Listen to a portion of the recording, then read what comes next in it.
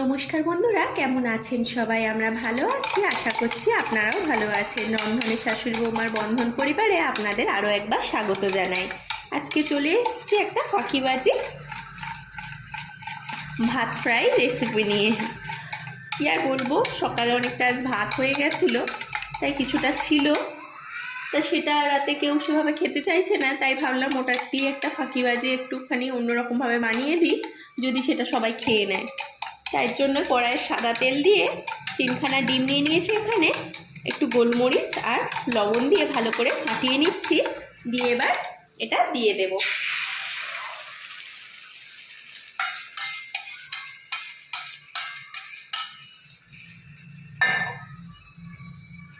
ডিমটা এবার একটু ঝুরি করে ভেজে নেব আমরা। আপনারা কি ওইভাবে বানান নাকি জানাবেন কমেন্ট করে। আমি তো মাঝে মধ্যে বানাই শীতের সময়, একটু ঘরে থাকা সবজি দিয়ে। ওই যখন ভাত খেতে চায় না কেউ, ওইভাবে বানিয়ে দিলে খেয়েও নেয় আর টেস্টিও লাগে শুধু মুখে খেতে। চলুন ডিমটা আগে ভেজে তুলে নিই। দেখুন বন্ধুরা, ডিমগুলো ঝুরি করে ভাজা হয়ে গেছে, এবার আমি এগুলো তুলে নেব।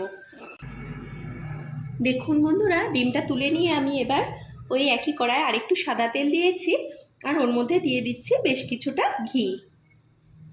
এবার ওর মধ্যে দিয়ে দেব বেশ কিছুটা গোটা গরম মশলা। দেখুন আমি দিয়ে দিলাম। এবার এর মধ্যে দেব সামান্য আদা রসুনের থেঁতো, খুব অল্প, 2 কোয়া বড় রসুন আর একটু সামান্য 1 কিউব মতো আদা নিয়ে থেঁতো করে দিয়ে দিয়েছি। এবার এর মধ্যে দিয়ে দেবো বেশ কিছুটা চেরা পেঁয়াজ। আপনারা এইভাবে রান্নাটা করেন নাকি জানাবেন কমেন্ট করে। যদি না করেন একবার ট্রাই করে দিতে পারে, বাচ্চারাও ভালোবাসবে আর বড়রা একটু পছন্দ হবে এইভাবে বানালে। দেখুন দিয়ে দিলাম আমি। এবার এটা নাড়াচাড়া করে নেব। পেঁয়াজটা বেশি ভাজার দরকার নেই, হালকা একটু নেড়ে চেড়ে নিয়েই এর মধ্যে আমি দিয়ে দেব সামান্য লবণ।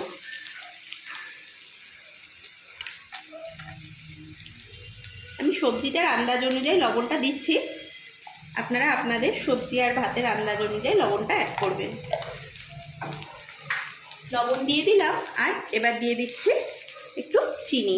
মিষ্টিটা তো ফ্রাইড রাইসের মতোই হবে, রাইস ফ্রাইটা, সেজন্য মিষ্টিটা একটু বেশি দিতে হবে। দেখুন আমি দিয়ে দিলাম। এবার একটু নাড়াচাড়া করে এর মধ্যে দিয়ে দেব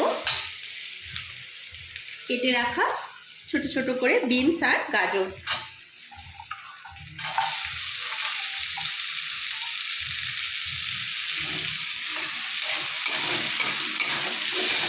দিয়ে দিলাম আমি। এবার এর মধ্যে দেব খুব সামান্য একটু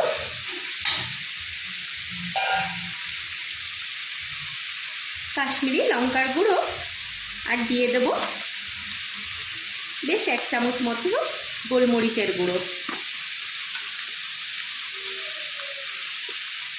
দেখুন আমি দিয়ে দিলাম।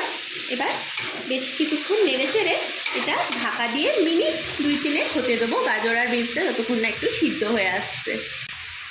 এই দেখুন বন্ধুরা, মিনিট 2 পরে আমি চলে এসেছি। গাজর বিনসগুলো ভালোভাবে বয়েল হয়ে গেছে। এবার আমি এর মধ্যে অ্যাড করে দেব রাইসটা। আমি এতে রাইসটা দিয়ে দিচ্ছি।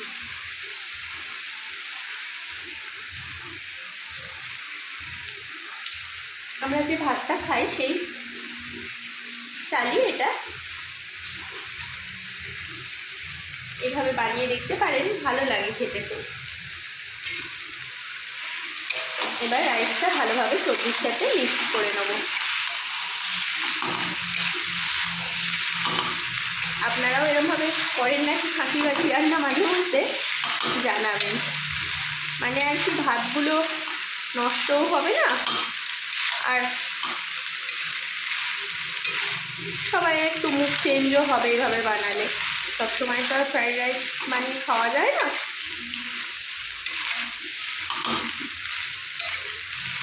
দেখুন আমি রাইসটা ভালোভাবে মিশিয়ে নিলাম।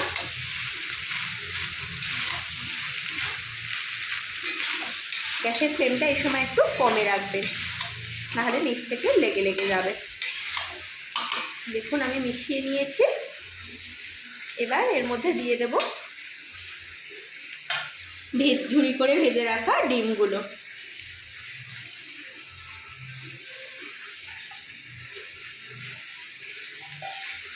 এবার এটা ডিমটাও ভালোভাবে মিশিয়ে নেব। দেখুন বন্ধুরা, ভালোভাবে ডিমটাও মিশিয়ে নিলাম। এবার আমি দিয়ে দেবো উপর থেকে বেশ কিছুটা ধনেপাতা কুচি। আপনারা কিন্তু অবশ্যই একবার এভাবে ট্রাই করবেন যদি না করে থাকেন, আর যদি বানিয়ে থাকেন সেটাও আপনারা কিভাবে বানান জানাবেন। আর দিয়ে দেবো বেশ কিছুটা কাঁচা লঙ্কা কুচি। আপনাদের বাচ্চারা খেলে কাঁচা লঙ্কাটা স্কিপ করতে পারেন, যদিও ওইটুকু লঙ্কাতে এমন কিছুই ঝাল হবে না, ওটা জাস্ট ফ্লেভারের জন্য একটু দিলাম, স্মেলটা আসবে কাঁচা লঙ্কা। দেখুন আর একবার ভালোভাবে মিশিয়ে নিচ্ছি। এই পর্যায়ে আপনারা একবার টেস্ট করে দেখে নেবেন নুন মিষ্টি সব ঠিকঠাক আছে কিনা। আর একটা জিনিস এতে দিলে বেশ ভালো লাগে, পেঁয়াজ শাক, সেটা আজ আমার হাতের কাছে নেই, উপরে গাছে ছিল, তার রাতে ছাদে গেলাম না আনতে। আপনারা ওটা একটু দিতে পারেন, আরও টেস্টটা ভালো আসে। দেখুন মিশিয়ে নিলাম। এবার উপর থেকে দিয়ে দেবো আরও একটু ঘি।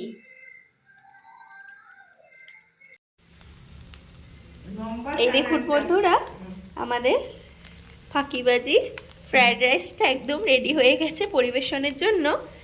এইভাবে করে দেখবেন, খেতেও খুব ভালো লাগে আর মুখটাও চেঞ্জ হয়। ফ্রায়েড রাইস তো বানানি সবাই, অনেক সময় এইভাবে বানালে কি হয়, ভাত না এক্সট্রা ভাত থেকে গেলে ওটা দিয়ে করে নিলে ভাতটাও খেয়ে নেয় সবাই, আর মুখটাও চেঞ্জ হয়।